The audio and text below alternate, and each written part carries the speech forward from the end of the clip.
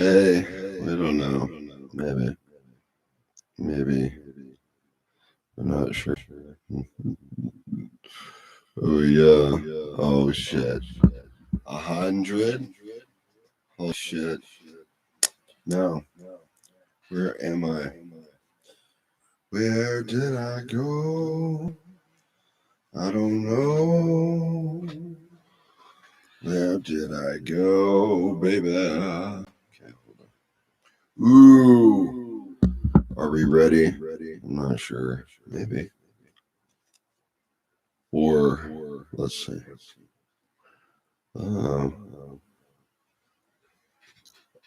Lose ride. Huh. So that would be what? Chapter 11?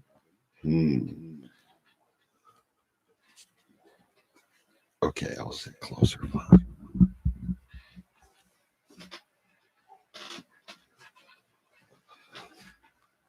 Oh, yeah. Okay.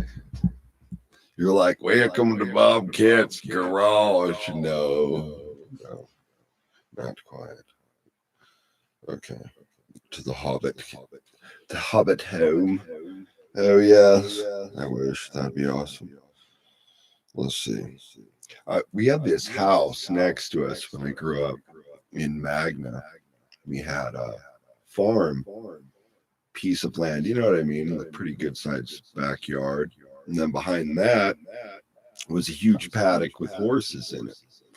So you could hop the fence, run all the way across the huge football field size field, like behind there, hop the other fence. Now you're at school. And that's how we went to grammar school or whatever. My brother and I would do that. And then that way, no bullies could ever get us because we'd be gone. So another time, I had long hair, right?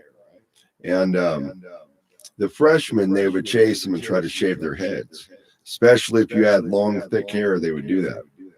So one day, I'm walking, got my hair, and you hear him go, get him! And like 4 dudes hop out, and I'm just booked it across the street. I go under the fence. I haul ass across the field, jump the fence on the other side, go into the National Guard Center, and I'm sitting there, and I go call my mom, and I'm like, yeah, these guys just tried to jump me and shave my head. So like, okay, later on, all the guys that were younger got their heads shaved by their brothers. Not Bobcat, they didn't catch me. Too late now, but back in the day, Yep. But they got in trouble for that. And that's the kind of harassment bullshit we had to deal with in high school. And it's like kind of weird to think about it because here I am, a regular straight dude, but I'm artistic. So I have long hair, middle back. And and so they drive by and they're like, goth fag.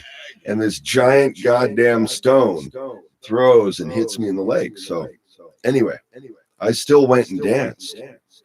And I know I've told this story before, but that shit hurt my feelings. I was like, what the hell? Do you guys realize how I have to walk like a few miles, like some miles to go dance, first of all, right? At the time. And so it's like, been dancing there, I don't know, several years. And then they opened another club here, Area 51, right? And that became the new goth club here. But just, it is so different now, and especially with that all these things from home all of a sudden become a bigger deal, right? Radio becomes a bigger deal, or say chat rooms become a bigger deal because now that's what there is. Does that make sense? It makes sense to me, right? So yesterday, okay.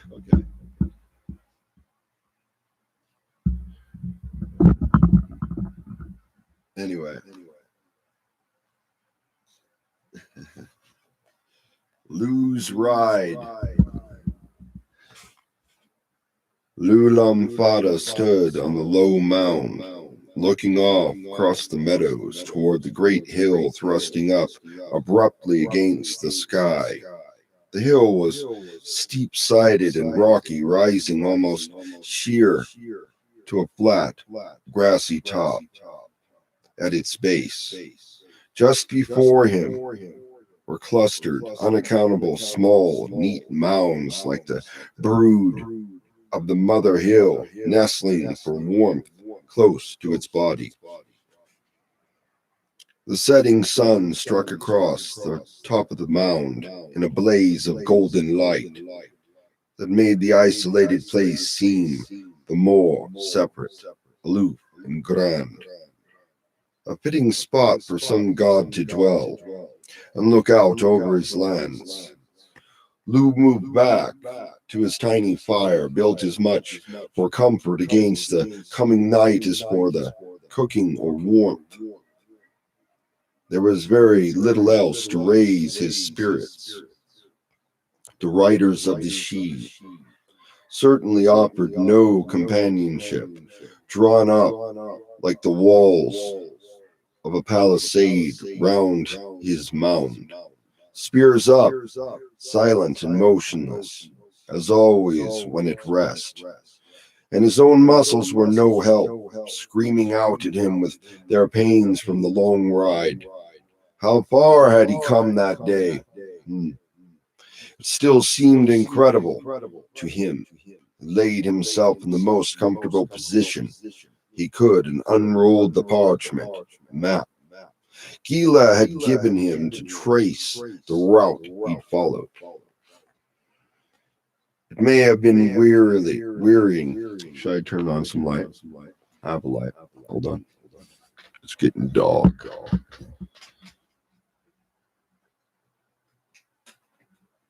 Let's see. There we go. Looks like a campfire, huh?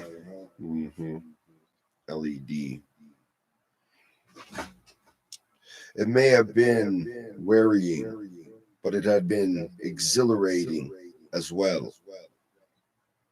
The pace of the riders had been breathtaking at first, like standing on a cliff and catching the full force of a sea storm, square in your face.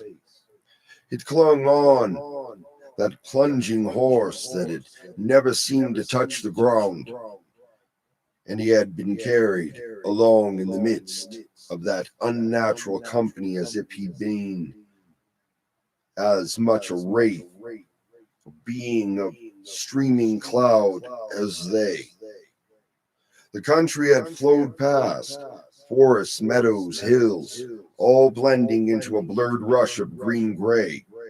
They had covered impossible distances, and he had seen by the movement of the sun, the only firm object in his cosmos, then, that the time it had taken was very short. In one day, they had swung in a great curve through much of Aya. The only respite from the dizzying pace had been when a new settlement was reached. The reception Lou had received at each had quickly taken on monotonous. That's what it said. Quickly taken on monotonous similarity. The folk of the ring fort or hilltop dwelling had come to stare in awe at these mystical beings who had swept upon them like some great wind. Most of those Lou had seen were a worn and hungry lot, but all were still willing to share their meager supplies with the stranger.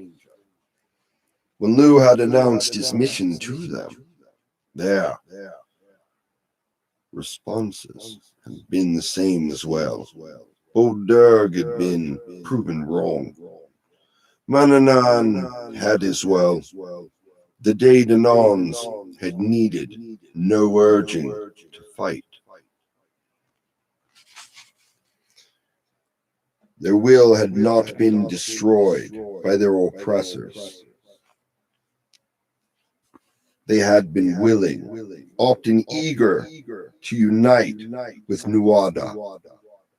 Their old warlord, they had been ready to join a rising no matter what the cost.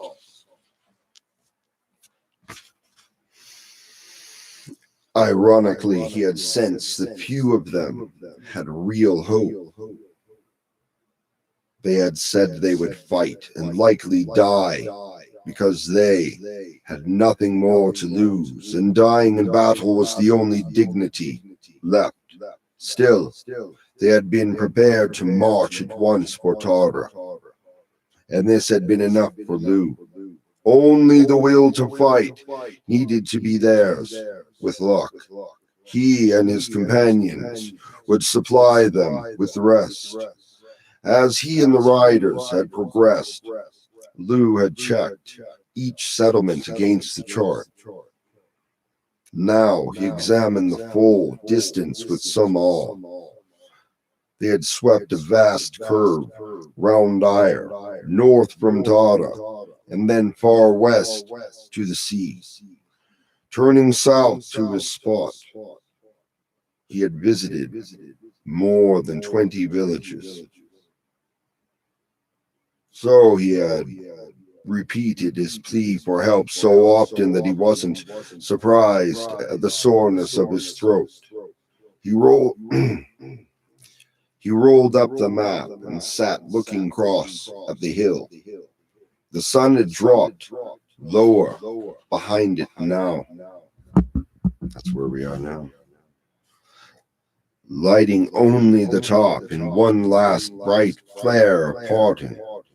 It threw and clustered mounds into deeper shadow and increased the sense of mystery surrounding them. He looked over the scores upon scores of them more closely. They looked like the burial mounds he had seen near Tara. But here, there were so many scattered across the meadows. Hundreds of people would have found resting places there. Who had built them? Even the Daedanons didn't know. The ancients. Their builders had come and left these time-eroded mounds long ago. The first of Lou's people had come to Aya. And where had they gone? Had they been driven out or destroyed? As the Daedanons had done to the Furbolgs, as the Famor were trying to do to them. He wondered if, when the Daedanons did succeed in becoming the true masters of Aya, they would one day only be deposed themselves or simply vanish into some mysterious mounds of their own. Alone, he felt the spirit of the country strongly there. Was a presence round him, pervasive and demanding. Like the presence of the sea, it was a harsh and independent spirit, like that of the people who lived in it. It inspired love somehow in its rugged beauty, but it gave no compromise. It would never be held or conquered, only coveted. And he knew, as if he could see it himself. The many people would come and go, would battle and love and rage and die here. They, all of them, would go one day and be forgotten like the rest. And what value would all their struggling and dying have then? He realized that his thoughts had turned dark with the dying sun. A sense of profound loneliness came upon him like a weight. He understood just how much he had missed the company and the support of Vane. To escape his melancholy turn of mind, he rolled himself into his cloak and lay down by the fire to sleep. He heard the wind, sharp with the fresh tang of coming fall, whistle through the drying grass and leaves. He slept, but he couldn't escape his thoughts. He dreamed of Vane, of her warm body lying close against his, of the smooth texture of her skin, of her eyes smiling into his. But in the dream, she turned to the column of ice. Ooh, remember my dream about the crystal? Whoa. The language inside the crystal? Maybe it's just a dream. Within his arms, he started to wake to find a dawn of chill, white frost, tinging the grass tips and glinting on the meadows round. A foretaste of winter's snows. He was stiff and arose feeling tired, groggy, and still depressed. But once on the road, his spirits lifted again. The sun was bright and soon burned off the frost. It was a fine, fresh day, and he was free, really on his own. For the first time, he was doing just fine. Important job, and very capably indeed, he told himself. He actually began to feel the champion for once, and really worthy of the responsibility given him. Their direction was more southerly now. The settlements they visited were on the fringes of the Dandenongs, western lands. They were scattered, and most were very small.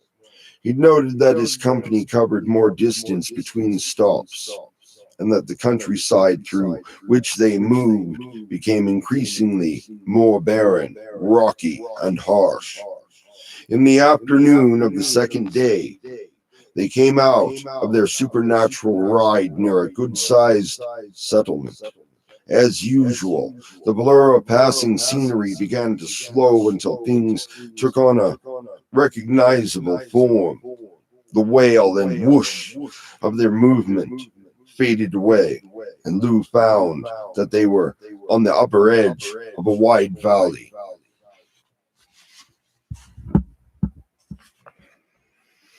The ground was high there, and the view was good. The valley swooped down gently toward a distant haze of sea. On either side, high hills of a pale rock rose steeply, shining golden in the afternoon sun. The lower ground was the same light rock, and little vegetation there was clung tenuously in the narrow crevices that cut through them. The stone walls of the ring fort were quite near. He had seen many like in these last stops, for the country had become quite barren and lacked the soft earth or timber to build ramparts. Loose rock, however, was in abundance. Still, this fort was larger than any he'd seen. The wall was twice his height and looked quite thick. Its circle was large enough to enclose a dozen homes. The riders had drawn up on either side of him just before the main entrance, doors of heavy wickerwork closing a wide cut in the wall. There was no one visible about the dune or on the ramparts. A small cattle herd was browsing in the valley below. But there were herdsmen. It was an unusual situation to Lou. The riders had often frighten the weak and naturally suspicious villagers into hiding. I'm going to stop right there and then come back. All right? Time to go get a snack, but I know where I am. All righty. I shall return. Thank you. Now, I'm going to end with a little bit of this here. And let's see, because I heard whistle in there.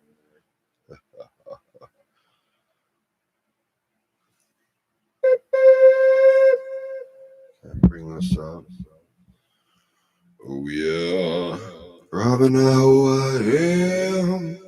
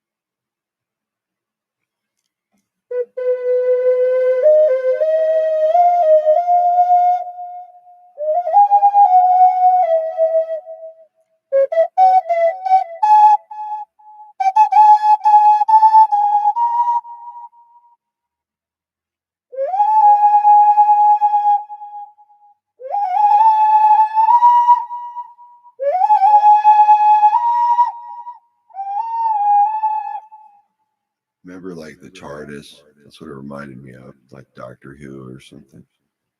Like wishing I could just travel through time and check things out. That'd be rad. Me and my wife, that's what we would do. We had a time machine. My dream.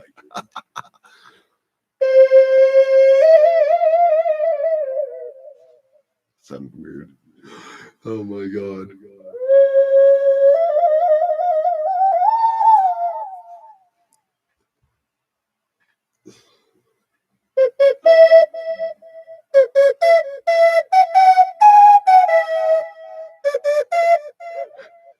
I'm laughing. I'm sorry. I lost concentration and fired.